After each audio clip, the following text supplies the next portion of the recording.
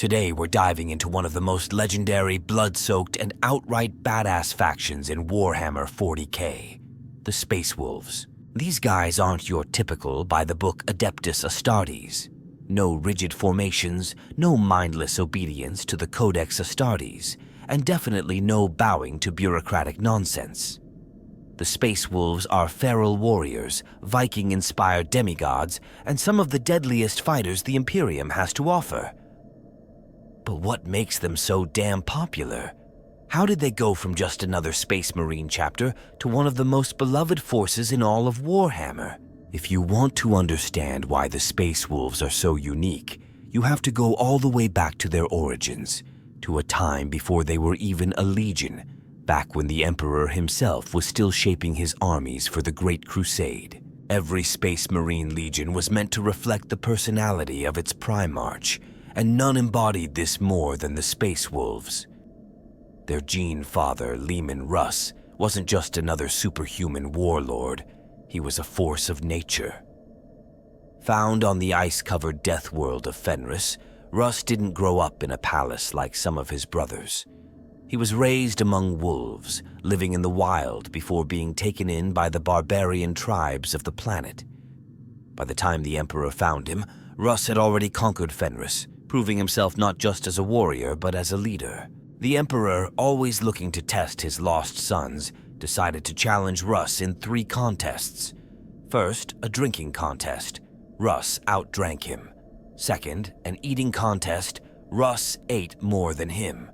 And finally, a duel, where, of course, the Emperor finally put Russ in his place. But instead of feeling resentment, Russ swore loyalty to the Emperor, not out of blind obedience, but because he respected his strength. This was the foundation of the Space Wolves. They weren't just genetically enhanced warriors. They were the Emperor's executioners, his chosen hunters sent to tear apart his enemies with unstoppable fury. From the moment they were unleashed during the Great Crusade, the Space Wolves gained a reputation as brutal, no-nonsense warriors who hit first, hit hard, and left nothing standing. Other legions might have seen them as little more than savages, but those who fought alongside them knew the truth. They were some of the deadliest fighters the Imperium had ever seen. The Wolves of Fenris, a legion like no other. Most Space Marine legions followed a strict hierarchy, a rigid set of rules and doctrines that governed how they fought. The Space Wolves? They did things their own way. Instead of neat companies and captains, they had great companies, each led by a fiercely independent Jarl. Instead of chaplains, they had wolf priests, warrior shamans who guided their brothers both in battle and in the spiritual trials of Fenrisian tradition. Instead of librarians, they had rune priests, psychers who didn't see their powers as simple psychic abilities, but as a mystical connection to the spirits of Fenris. This wasn't just flavor, it was a direct reflection of their homeworld. Fenris wasn't a place where you survived by following orders like a drone.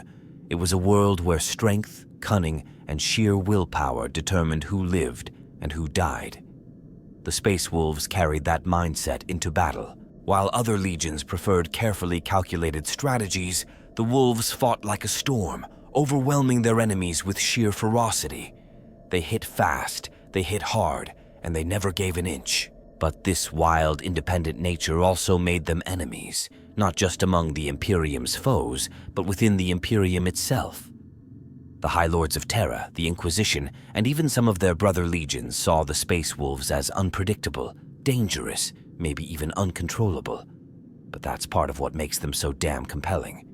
They were the outsiders, the rebels, the warriors who never bent the knee, even when it cost them dearly. And that brings us to one of the most infamous moments in Space Wolf history, the Burning of Prospero.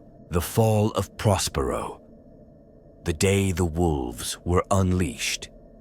The Horus Heresy was the darkest time in Imperial history, a civil war that shattered the Emperor's vision for humanity and nearly brought the Imperium to its knees.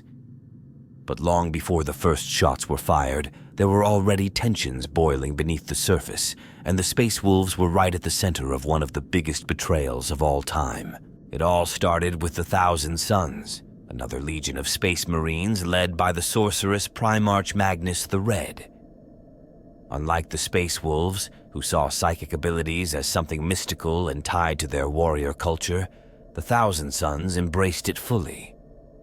They sought knowledge, power, and control over the warp, and that led them down a dangerous path. Magnus, believing he could warn the Emperor about Horus's treachery, used his sorcery to send a psychic message directly to Terra, but instead of being praised for his foresight, he was condemned. The Emperor saw Magnus's actions as reckless, even heretical, and ordered Leman Russ to bring his brother to justice. At first, Russ was supposed to capture Magnus, but thanks to the manipulations of Horus, the mission turned into a full-blown extermination order.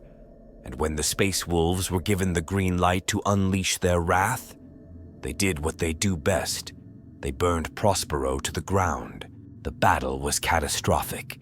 The Space Wolves tore through the Thousand Sons like a pack of hungry beasts, smashing through their defenses and leaving their once glorious homeworld in ruins. In the final confrontation, Leman Russ himself faced Magnus in single combat, and though Magnus was powerful, he couldn't stand against the Wolf King's fury.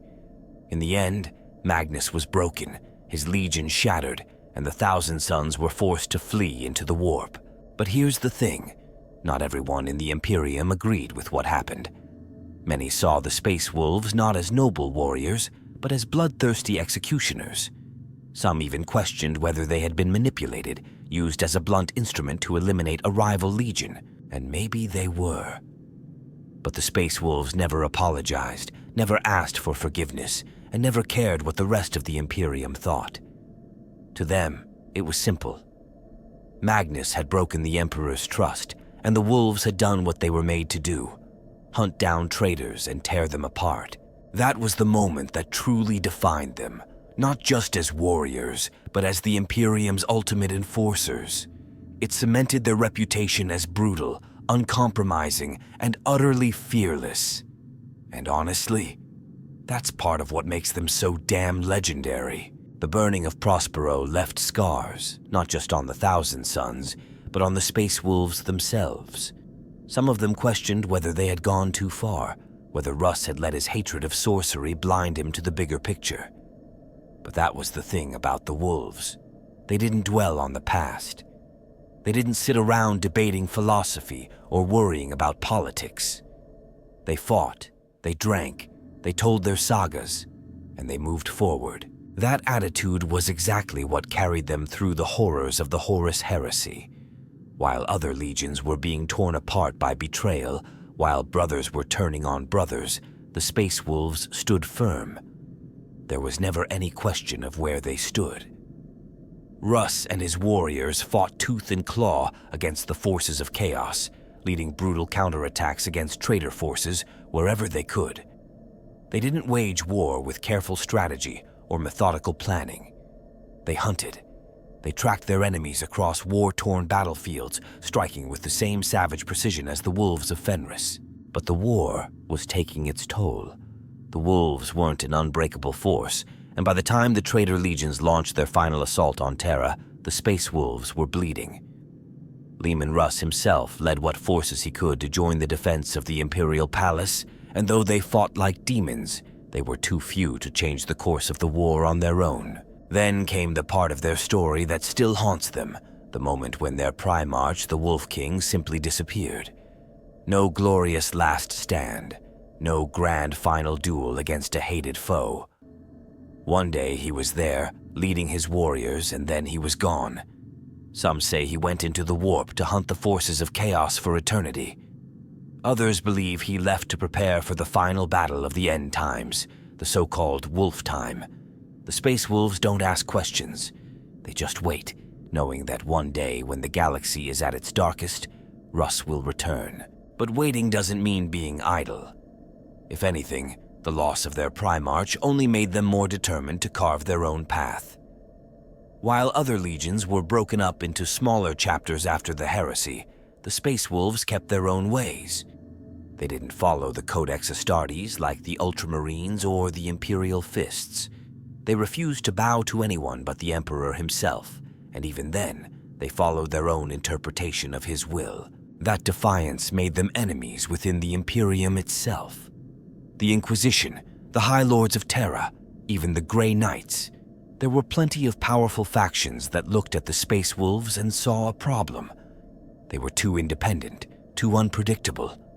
The fact that they had their own psychers, their own traditions, their own way of doing things, it made them dangerous. And when the Imperium felt threatened, it always had the same solution: control or destroy. The best example of that came after the First War for Armageddon. The Space Wolves had fought against a massive chaos invasion, pouring blood and sweat into saving the planet from destruction. And how were they rewarded? The Inquisition decided that the people of Armageddon had seen too much, that they had been exposed to the horrors of chaos, and that the only solution was to wipe them out. Entire populations were put in chains, sent to execution camps, all in the name of protecting the Imperium. The Space Wolves weren't having it. Logan Grimnar, the Great Wolf at the time, led his warriors in open defiance of the Inquisition. They fought against those who would exterminate innocent people in the name of bureaucratic paranoia. They rescued thousands, standing against the might of the Inquisition and the Grey Knights themselves. It was one of the darkest moments in Imperial history, loyal warriors of the Emperor fighting against each other. But to the Space Wolves, it was never a question of loyalty. The Imperium was meant to protect its people, not slaughter them like cattle.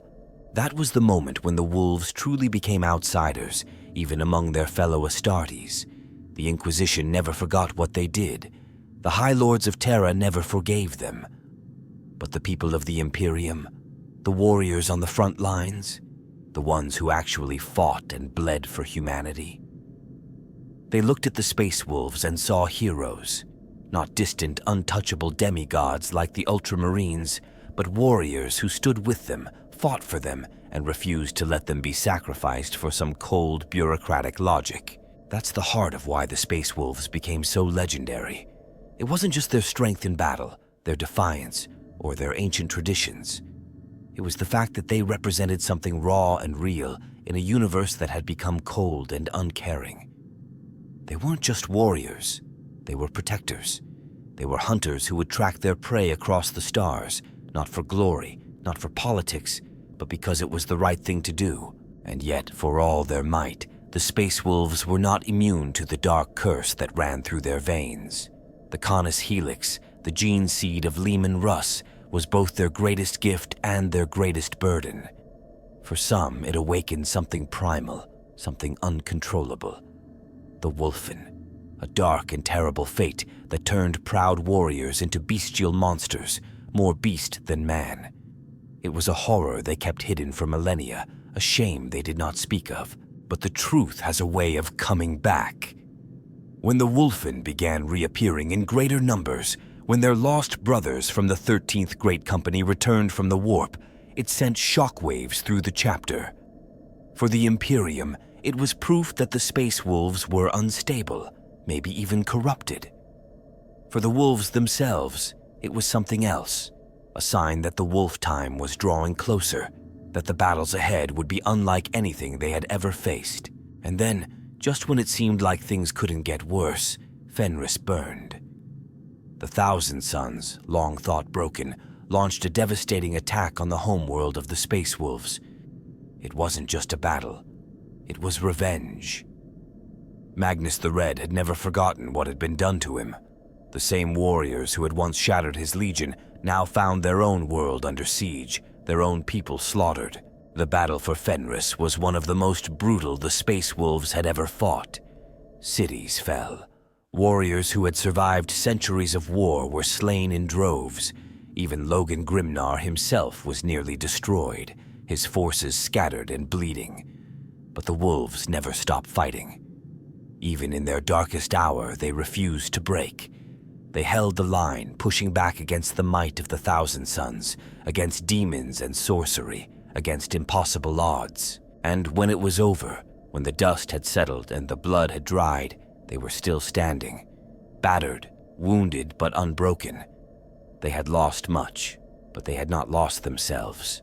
The galaxy was changing. The Imperium was on the edge of ruin, torn apart by the Great Rift.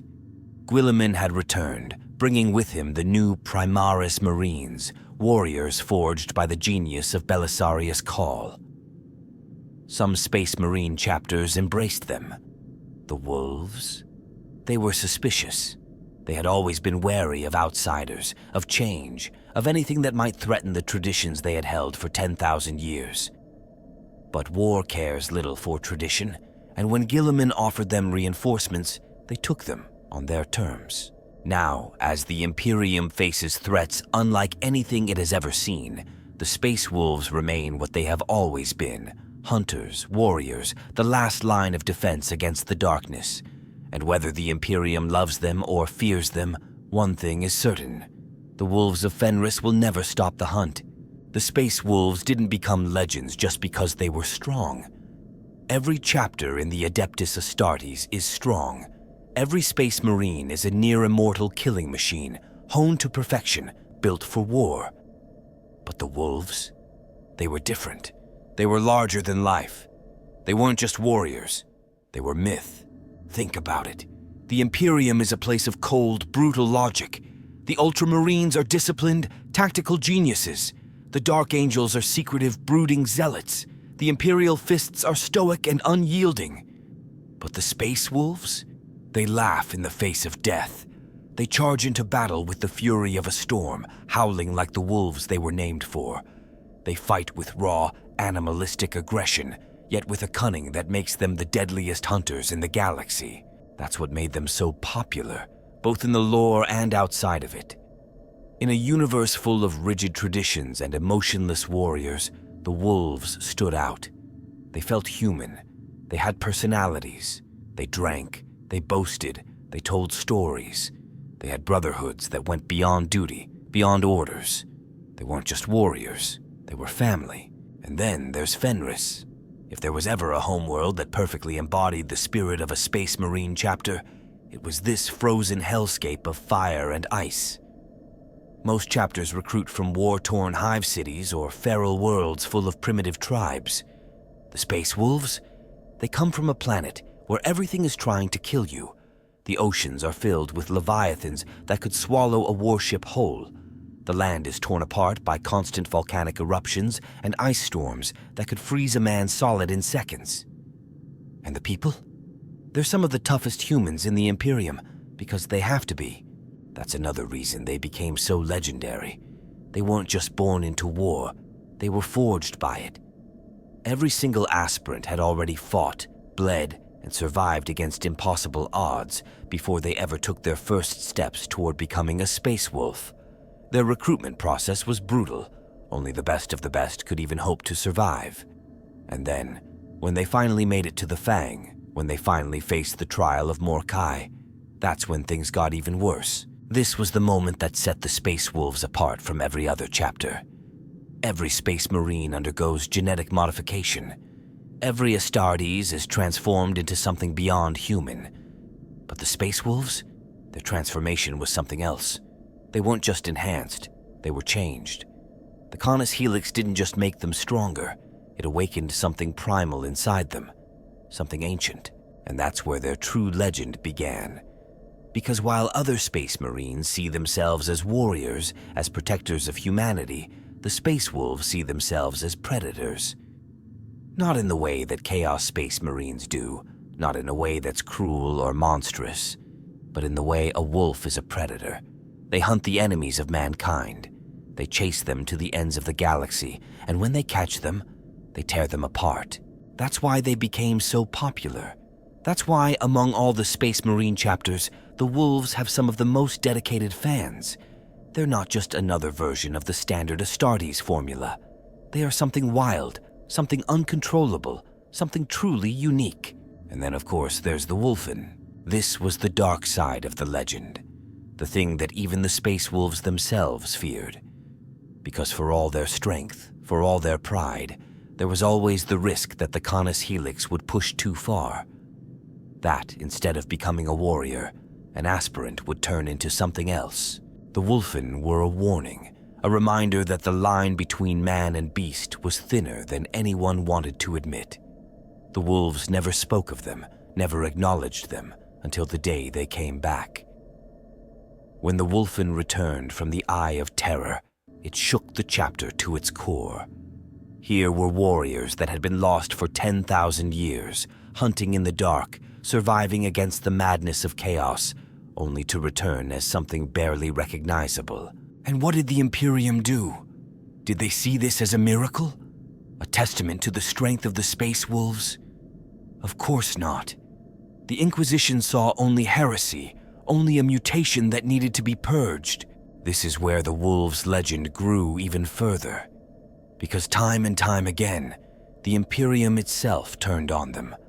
Time and time again, the High Lords of Terra, the Inquisition, the Administratum, they all tried to control the Space Wolves, to break them, to bring them to heel. And every single time, the Wolves refused. They weren't going to bow to bureaucrats who had never set foot on a battlefield. They weren't going to abandon their own warriors just because the Imperium deemed them unacceptable. They were going to fight, and that's why, even now, in the grim darkness of the 41st millennium, the Wolves still stand apart. They don't conform. They don't obey without question. They fight for humanity, but they fight on their own terms. And that's what makes them great. That's what makes them legendary. Because they're not just another chapter of Space Marines. They're not just warriors in armor. They are wolves, hunters, the last defenders of Fenris and the Emperor's will. And no matter how many enemies rise against them, no matter how many threats loom in the darkness, one thing will always be true. The hunt never ends. The legend of the Space Wolves didn't just come from their battles or their defiance of the Imperium's rigid laws. It came from their culture, their brotherhood, and the way they embraced their own myth. While other chapters shrouded themselves in secrecy or ritualistic dogma, the Wolves built their entire identity around stories. They are a chapter of sagas. Every warrior, from the youngest Bloodclaw to the oldest Wolf Priest, carries with him a tale worth telling. They don't measure their worth by ranks or medals. They measure it by deeds. How many foes have you slain? How many battles have you survived? Have you faced a demon and walked away? Have you bested a rival in a challenge of strength? Have you done something that will be remembered when you're gone? That's the key, they remember.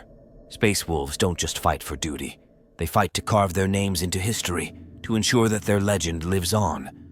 And when one of them falls, they aren't mourned in silence or buried with solemn ceremony. No, their brothers celebrate them. They drink, they feast, they tell stories of their fallen kin so that their name is never forgotten. Their memory isn't a sad whisper in a crypt. It's a roaring fire in the hearts of their battle brothers. That's why they stand out. That's why they resonate with so many fans. Because in a universe where everything is grim, where every other Space Marine is a nameless, faceless warrior lost in an endless war, the Space Wolves feel alive. They have personality. They have emotion.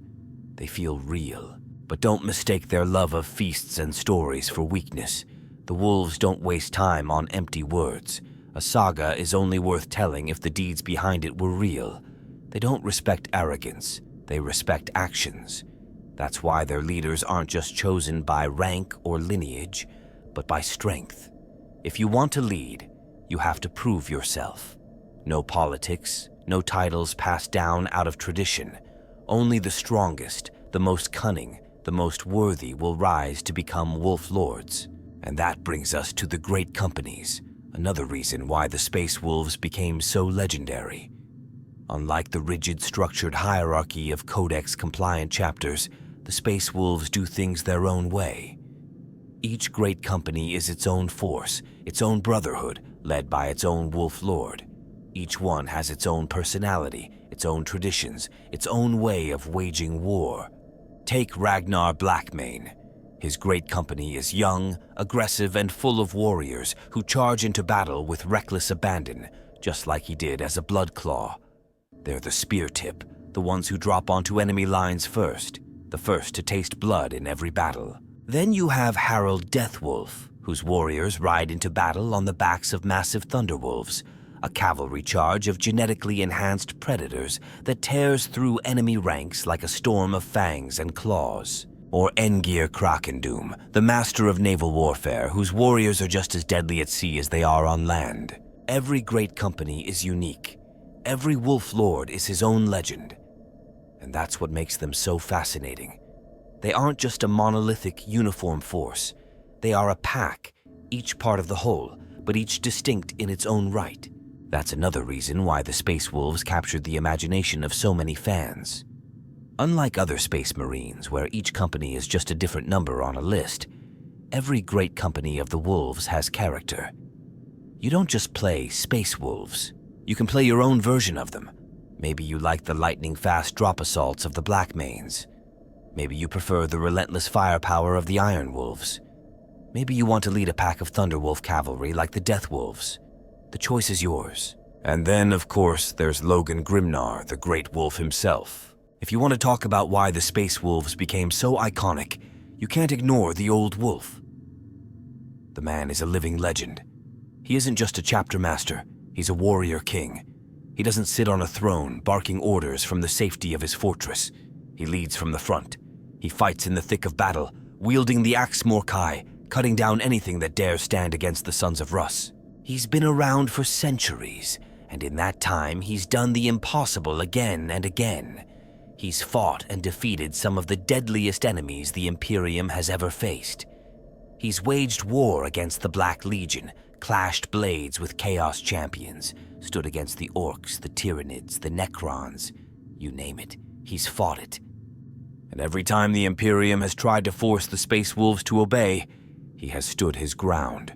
During the months of shame, after the First War for Armageddon, when the Inquisition wanted to exterminate the planet's population to cleanse it of Chaos taint, Logan Grimnar said no. When the Inquisition sent their forces to enforce their will, the Wolves fought back. They weren't going to let the Imperium slaughter millions of innocent people just because of bureaucratic paranoia. That's the kind of leader Grimnar is. The kind of leader the Wolves have always followed. Not a lord who commands from the shadows, not a ruler who plays politics behind closed doors. A warrior, a leader of men, someone who earns respect, not by rank, but by action. And that, more than anything else, is why the Space Wolves became so damn popular. Because in a galaxy full of cold, emotionless warriors, they are alive. In a universe of blind obedience, they are defiant. In a grim, hopeless future, they laugh in the face of death and charge into battle, blades drawn, howling for glory. And when their time finally comes, when the last battle is fought, and they stand on the edge of oblivion, they won't beg, they won't kneel, they won't falter. They'll smile, they'll roar, and they'll make damn sure their saga is told for 10,000 more years. If you really want to understand why the Space Wolves became so legendary, you have to look past the battles, past the warriors, and straight into their beliefs and traditions. Because unlike many other chapters, whose culture is shaped by strict discipline and cold pragmatism, the Space Wolves are defined by ritual, honor, and myth. They don't just fight wars, they live their sagas, and everything they do, every hunt, every duel, every feast, is part of something bigger. Let's start with the most important thing. Their belief in the All-Father. To the Imperium, the Emperor is a god. To the Mechanicus, he's the Omnissiah. To the Space Wolves, he's the All-Father, a mighty warrior, the father of humanity, a figure of strength, wisdom, and honor. But here's the difference. The Wolves don't worship him. They respect him, they honor him, but they don't kneel. Because for the Sons of Russ, worship is for the weak. The All-Father is a leader, not a god to be blindly obeyed. And if he were here, standing before them, he wouldn't want his warriors to bow. He'd want them to fight. And then there's Leman Russ, their primarch, the Wolf King, the father of the Space Wolves. His name alone carries more weight than any Imperial saint, because he's not just a historical figure to them. He's their legend, their guiding force, the one whose shadow they still chase. And if the Wolves believe anything, it's that one day Russ will return. They don't know when, they don't know how, but they believe with every fiber of their being that when the final battle comes, the wolf time, Leman Russ will return, leading his sons in one last glorious war that will shake the galaxy to its core. That's why every time a great hunt is declared, they ride out in search of him. Not because they're desperate, not because they're lost, but because they believe his saga isn't over yet. That belief, that mythic way of seeing the world, shapes everything the Space Wolves do, from the way they recruit their warriors to the way they bury their dead. Let's talk about their traditions. Because this isn't just some Space Marine chapter that follows a rule book. They have a culture, a way of life that makes them completely unique. First, there's the Trials of Morkai. Becoming a Space Wolf isn't as simple as being chosen and trained. Every aspirant has to pass the Trials of Morkai, a series of brutal tests that will either forge them into warriors or kill them outright. And the final test? The blooding. Each warrior is taken deep into the icy wilderness of Fenris, stripped of all weapons, given only a single drink from the cup of Wulfen, a concoction infused with the raw genetic material of Leman Russ himself. And then, they are left to survive on their own. What happens next is unpredictable. Some aspirants are killed by the elements, some are torn apart by the monsters that roam Fenris, and others? They change. The Canis Helix within them awakens, turning them into something more. Stronger, faster, more savage. But not all of them can control it. Those who fail become Wulfen, lost to the beast inside. The ones who survive and return, they become Bloodclaws, full-fledged Space Wolves. Then there's the sagas. Every Space Wolf has a saga. It's not just a history, it's who they are. Their deeds, their victories, their failures. Everything they do adds to their saga, and when they die, it is remembered, told by their brothers, so that their name will never be forgotten. And these aren't just written down in some dusty record. No, they are spoken, sung, roared over a feast with tankards in hand and fires burning bright. Because for the wolves, the greatest tragedy isn't death, it's being forgotten. But what about their traditions in battle? This is where the wolves truly break away from the rest of the Adeptus Astartes. Most Space Marine chapters see war as a duty, a grim, necessary task to be executed with precision and cold efficiency. Not the Space Wolves. To them, battle is a hunt, an art, a test of strength, courage, and skill. That's why they fight the way they do. They don't just charge forward in strict formations or follow rigid codex tactics. They adapt. They stalk their prey. They hit hard, fast, and without mercy. And if a warrior proves himself, if he stands above the rest, he is given a deed name, a title that reflects his greatest triumph. That's why they aren't just named after their rank. No, they earn names like Stormcaller, Bloodhowl, Blackmane, Thunderfist, names that carry weight. Because the wolves believe that a name should be as powerful as the warrior who bears it. And when the battle is over, they feast. This is what truly sets them apart. Most chapters, after a victory, hold solemn vigils, recite prayers, or sit in silent contemplation. The Space Wolves. They celebrate, they drink, they laugh, they tell stories of the fight. Not because they take war lightly, but because they honor it. They honor the fallen, they honor the battle itself, and they remind each other that life is meant to be lived. That's why they're so popular. Because in a setting where so many warriors are just faceless killing machines, the Space Wolves feel alive. They have rituals, they have stories, they have brotherhood. They don't just fight to win wars, they fight to create legends. And at the heart of it all is one simple truth. The Space Wolves will never be forgotten. Because as long as there are warriors who remember, who tell the sagas, who raise a drink in honor of their fallen kin, their legacy will live on. And when the wolf time finally comes, when the galaxy burns and the end is near, the Sons of Russ will be there, and their howl will shake the stars. If there's one thing that sets the Space Wolves apart from every other chapter in the Imperium, it's that they don't just carry weapons, they carry legends. Every blade, every relic, every piece of war gear has a story, a saga that stretches back across centuries, sometimes even millennia.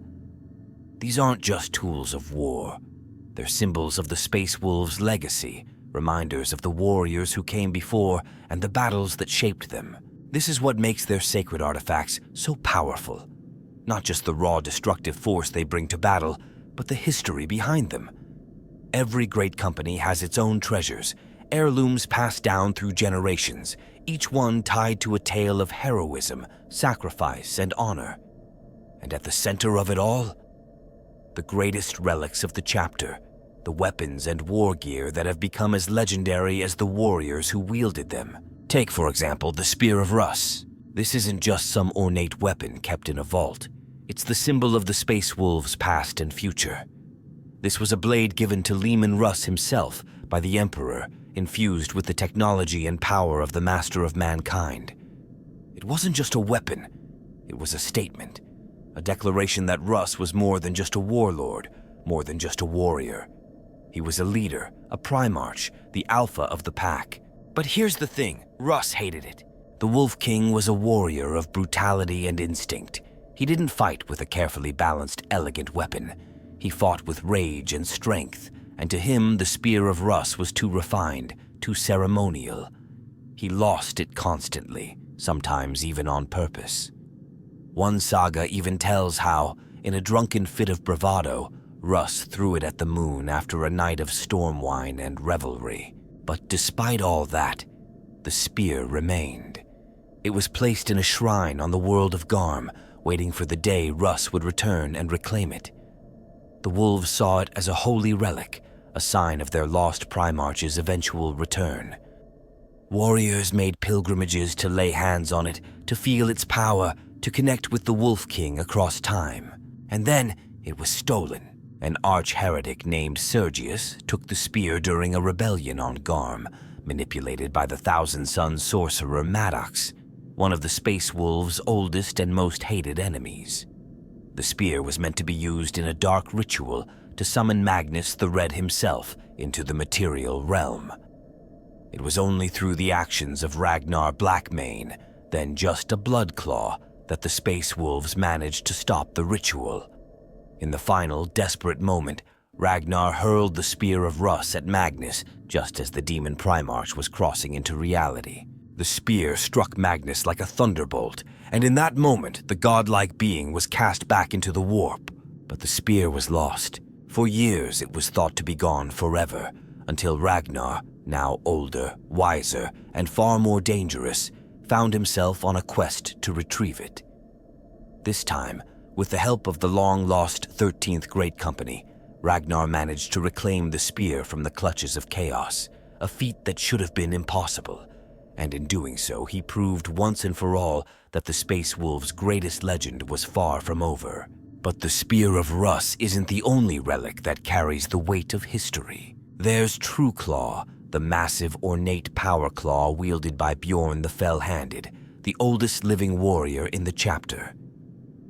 Once, before he was interred in his dreadnought sarcophagus, Bjorn was the Great Wolf himself, the first to take the title after Russ vanished.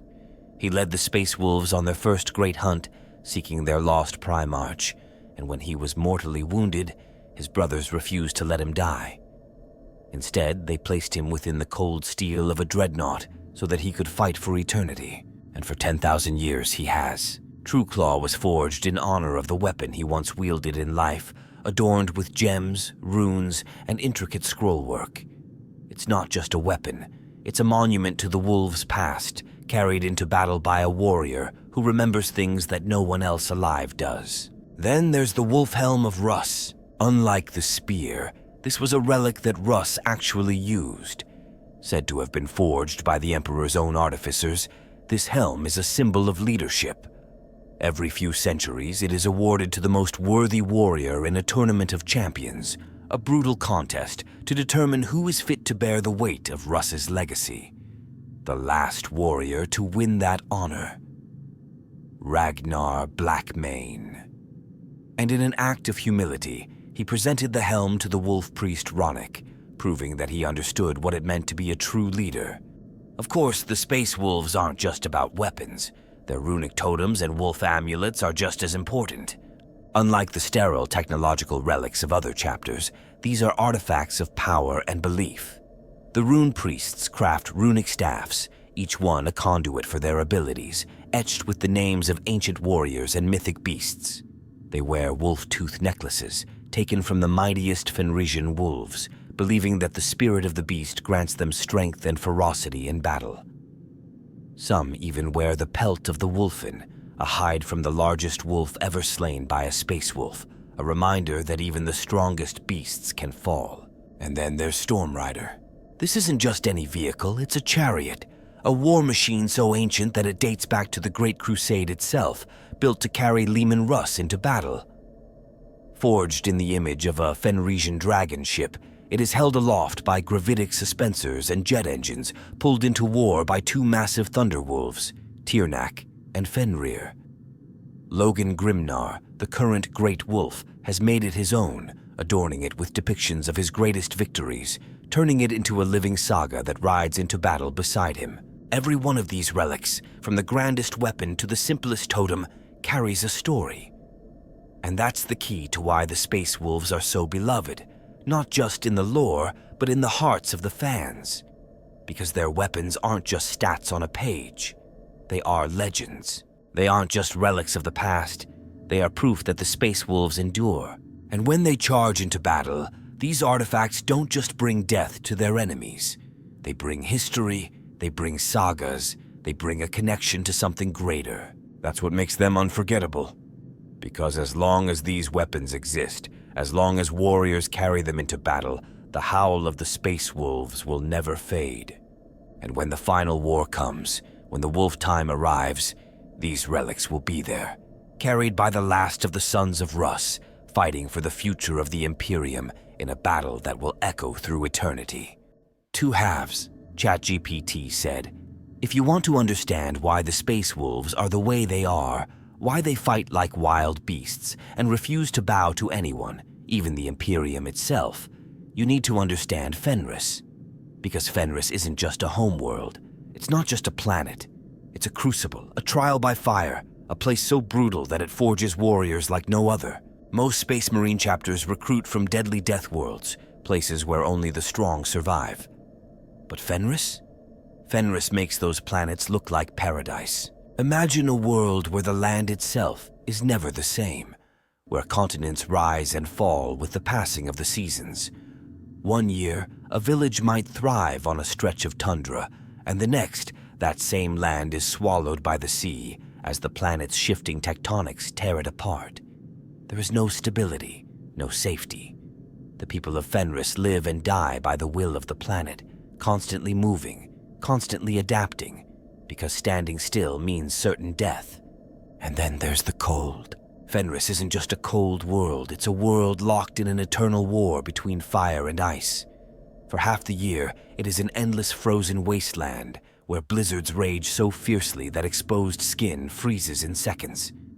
The other half? The world burns, the ice receding just enough to reveal the monstrous beasts that lurk beneath. Because that's the real terror of Fenris. It's not just the cold. It's not just the instability. It's the things that live there. The oceans of Fenris are home to krakens so massive that entire longships have been dragged beneath the waves, never to be seen again. On land, packs of Fenrisian wolves, the size of horses, hunt anything that moves. And in the darkest places, in the deepest caves and lost valleys, there are whispers of even worse things. Things that should not exist, but do. This is where the Space Wolves are born. Most people on Fenris don't even get a chance to see their 10th winter. Life expectancy? Short. If the beasts don't get you, the rival tribes will. Because on Fenris, war is constant. It has to be. The tribes fight over food, over territory, over resources that will keep them alive for another season. And the strongest warriors? They become legends, names sung around campfires long after their deaths. This is why the Space Wolves don't just recruit warriors, they recruit survivors. Every few years, the warriors of the 6th Legion descend from the sky like gods, seeking out the fiercest, most unbreakable young warriors. But they don't just take anyone. To be chosen, to have even the chance of becoming a son of Russ, you have to prove yourself in a trial that almost always ends in death, the test of Morkai. The chosen must run alone into the wild, into the heart of Fenris's darkness, armed with nothing but their instincts. If they can make it through the freezing wastelands, if they can survive the horrors that lurk beyond the edges of their world, then, and only then, will they be found worthy. But here's the thing. The test isn't just about survival. It's about something worse. Because if they survive, they don't come back the same. They come back changed. Because inside every warrior of Fenris, inside every space wolf, there is a curse. A genetic flaw buried deep in their very blood. A mutation that twists their bodies, makes them stronger, makes them faster, but also makes them something else. Something not quite human. They call it the curse of the Wulfen. Some resist it, some embrace it, but all of them feel it. The howl inside their souls, the hunger for battle, the urge to tear and rend. It is the price they pay for the power they wield. The gift of Fenris itself, carved into their very being. This is why the Space Wolves fight the way they do. Because they don't come from cities or hives. They don't know the cold, sterile discipline of the Codex Astartes. They know hunger. They know the hunt. They know that in this galaxy, only the strong survive. And that's why Fenris is more than just a home. It's the reason they became the most feared warriors in the Imperium. Because while other chapters teach strategy and tactics, the wolves teach instinct. While others teach discipline, the wolves teach survival. And while others wage war like soldiers, the wolves hunt. That is why the Space Wolves are so popular. Because at the end of the day, they aren't just warriors. They aren't just space marines. They are wolves, and the galaxy will never silence their howl. The Space Wolves have never been the kind of chapter to play by the Imperium's rules. Their independence, their defiance, and their unbreakable loyalty to their own traditions have made them both respected and feared within the larger imperial structure. Where most Space Marine chapters follow the Codex Astartes, obey the High Lords of Terra without question, and work in close coordination with the Adeptus Mechanicus, the Space Wolves have always stood apart. And that has made their relationships with the Imperium's other factions complicated, sometimes as allies, sometimes as outright adversaries. Their most infamous clashes have been with the Inquisition, the Imperium's secret police, responsible for rooting out heresy, corruption, and chaos, should have been natural allies for the Wolves. After all, the Space Wolves despise chaos as much as any Astartes, and their hatred for the traitor legions, especially the Thousand Sons, burns brighter than any star. But the Inquisition does not tolerate defiance, and the Space Wolves do not tolerate being ordered around like attack dogs. This all came to a head after the First War for Armageddon, when the Space Wolves, led by Logan Grimnar, fought to defend the planet from a massive chaos invasion led by the demon primarch Angron. The wolves fought with everything they had, standing against the horrors of the warp and suffering heavy losses to push back the tide of chaos. And how did the Inquisition reward them? By ordering the purging of Armageddon's entire population. Every man, woman, and child who had fought alongside the wolves, who had bled for the Imperium, was deemed a potential threat simply because they had witnessed chaos. The Inquisition planned to sterilize and execute millions, and the Space Wolves refused to stand by and let it happen. What followed was known as the Months of Shame, a brutal standoff between the Space Wolves and the Inquisition that escalated into open violence. The Wolves rescued as many survivors as they could, defied the Inquisition's edicts, and even fought against the Grey Knights, the Inquisition's own secret chapter of demon-hunting Astartes. It was only the intervention of the ancient dreadnought Bjorn the Fell-Handed that prevented the conflict from spiraling even further out of control. But the damage was done. Since then, the Space Wolves and the Inquisition have maintained a cold, uneasy truce, but there is no love between them. The Wolves still fire on Inquisition ships that enter Fenrisian space uninvited, and many within the Ordo still whisper of bringing the Space Wolves to heel. Their relationship with the Adeptus Mechanicus is hardly any better. Unlike other chapters who rely heavily on Mars for advanced war gear and technology, the Space Wolves have never trusted the tech priests. They see the Mechanicum's obsession with machinery and their blind faith in the Omnissiah as dangerously close to heresy itself. The Wolves prefer to rely on their own Iron Priests, warriors who maintain and modify their war gear according to the chapter's needs, rather than bow to the demands of the Martian priesthood.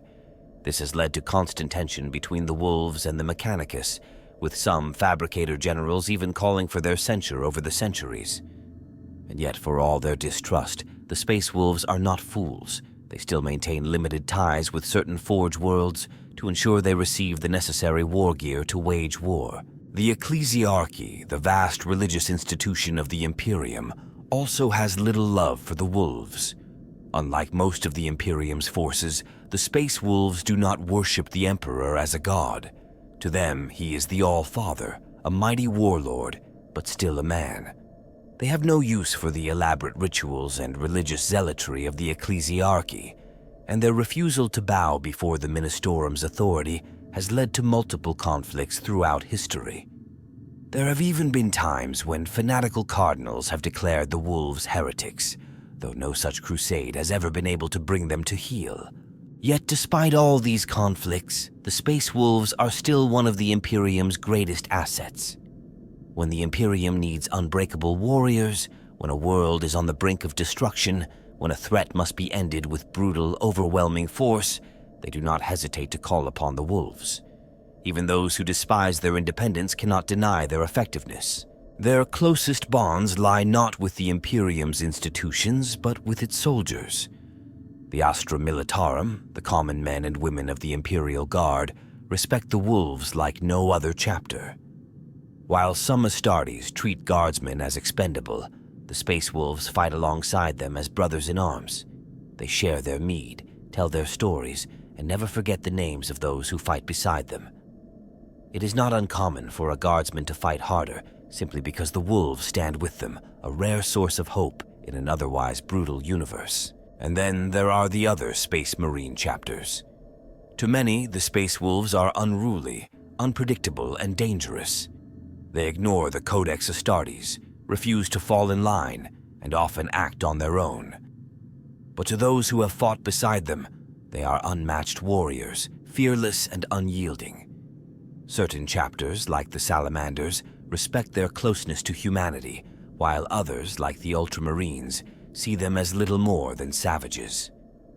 The relationship with the Dark Angels, however, is one of ancient rivalry, stretching back to the days of Leman Russ and Lion L. Johnson. Though no one truly knows the origin of their grudge, every time the two chapters meet, there is a duel. Sometimes friendly, sometimes not, but never avoided. At the end of the day, the Space Wolves remain outsiders. They are part of the Imperium, yet they will never fully belong to it. They fight its wars, they bleed for its survival, but they bow to no one. That is the price of their loyalty. Their allegiance is to the Imperium, not its rulers. And as long as they stand, as long as the howl of the wolves echoes across the stars, they will fight on their own terms. The legend of the 13th Company is one of the greatest mysteries of the Space Wolves. For over 10,000 years, they were thought lost, gone without a trace, vanishing into the darkness of the Eye of Terror during the Horus Heresy. Their story is a tragic one, filled with sacrifice, madness, and an unrelenting hunt that has outlasted entire empires. And yet, despite their absence, the myth of the 13th Company has only made the Space Wolves more legendary, adding to their reputation as warriors who will chase their enemies to the very ends of existence. To understand how this happened, you have to go back to the Burning of Prospero, the event that would shape the fate of the 13th Company forever. When the Space Wolves were sent to bring Magnus the Red to Terra, Leman Russ led his warriors in an all-out assault against the Thousand Suns. But when the battle was done, and Prospero lay in ruins, Magnus did not die. He and the remnants of his legion fled into the warp, vanishing into the sorcerous realm of the Eye of Terror. Leman Russ knew that letting them escape was a grave mistake. The Thousand Suns were too dangerous, too corrupted, and would never stop seeking revenge against the Imperium. So he made a decision. He ordered an entire great company of space wolves to follow the traitors into the Eye of Terror, to hunt them across the warp-infested hellscape and never stop until the job was done. That company was the 13th Great Company, known as Dek Tra in the old Fenrisian tongue. Their leader was Joran Bloodhowl, a warrior as relentless as the hunt itself. Without hesitation, he and his warriors crossed the threshold into the warp, diving headfirst into a realm where time, space, and sanity had no meaning. And then they disappeared. For centuries, the space wolves searched for them. Great hunts were declared, expeditions sent deep into the galaxy's darkest corners in the hope of finding even a single sign of their lost kin. But there was nothing. No transmissions, no wreckage, only silence. Many believed them dead, swallowed by the immaterial horrors of the warp. Some whispered that they had been corrupted, turned into monsters like the thousand suns they once pursued. Others thought they had become something else entirely, changed by the Eye of Terror into something that no longer resembled the warriors they once were. And then, after 10,000 years of absence, the 13th Company returned. They did not return in glory. They did not come back as heroes, stepping from the void to be welcomed home. Instead, they reappeared as half-feral, shadowy hunters, striking from the darkness like vengeful spirits. Their armor was ancient, scavenged from battles fought in a war that no one else had witnessed. Their weapons were cursed trophies, taken from the corpses of the traitor legions they had hunted for millennia. And worst of all, the curse of the Wulfen ran deep in their veins. For the space wolves, the Wulfen have always been a dark legend. Every one of them carries the Canis Helix in their genetic code. The same flaw that grants them their savage strength also threatens to overwhelm them, turning them into monstrous bestial warriors. Most of the chapter keeps this curse under control, but the 13th Company, they had spent too long in the warp. Their bodies had changed, their forms twisted by both the Eye's influence and their own unchecked mutation. They were still space wolves, but they were also something more, something primal, something terrifying. The first signs of their return came during Abaddon's 13th Black Crusade, when worlds under attack from the forces of chaos reported sightings of strange wolf-like warriors emerging from the shadows, tearing through traitor marines with savage efficiency. At first, no one believed the reports. The 13th Company was a myth, a story told around Fenrisian campfires.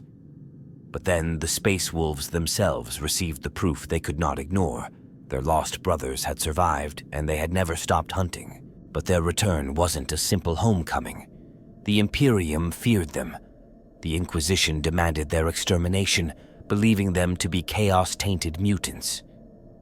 Even within the space wolves, there was doubt. Could they still be trusted? Had they truly resisted the warp's corruption for 10,000 years? Logan Grimnar, however, refused to turn his back on them. They were still wolves, still kin, and as long as they fought against chaos, they would always have a place among their brothers. But this acceptance came with a cost. The Wulfen were more than just warriors. They were a reminder of the true cost of being a space wolf, of the monster that lurked beneath every Fenrisian warrior's skin. Their return made the Imperium question the space wolves more than ever, fueling the fears that the chapter was closer to monsters than men. And yet, their legend only grew stronger. The space wolves are known for their relentless nature, their refusal to abandon a hunt. The fact that an entire great company could pursue its enemies for 10 millennia across the most cursed and nightmarish region of the galaxy and still emerge fighting only made them even more mythic.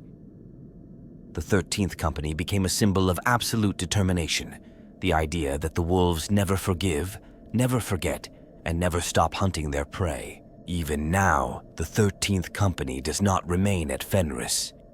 They are wanderers, still chasing the remnants of the Thousand Suns, still hunting the enemies of the Imperium wherever they hide. They fight alongside their brothers, but they do not fully belong to them. The Wulfen are always at the edge of control, their animalistic instincts barely held in check. They are a reminder that every space wolf walks a fine line between man and beast, between hero and monster. And that is part of why the Space Wolves have become so popular. They embrace that contradiction. They are not sterile, perfect warriors like the Ultramarines.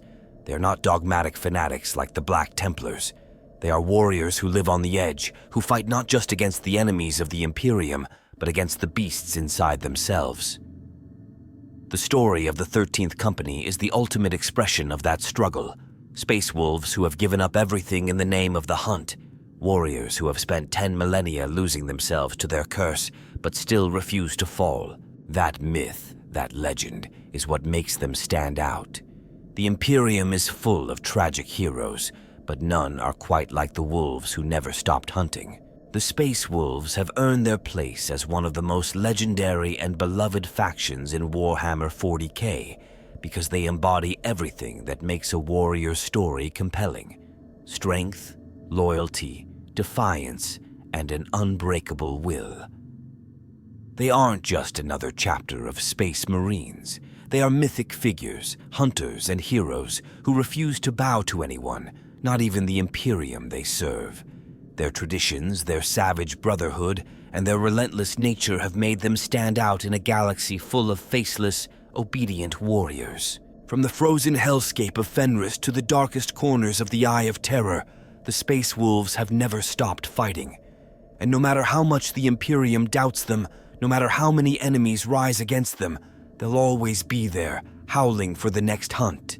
If you enjoyed this deep dive into the Sons of Russ, make sure to hit that like button, subscribe for more Warhammer lore, and let me know in the comments what your favorite Space Wolves moment is. Until next time, stay strong, keep hunting, and may the All-Father watch over you.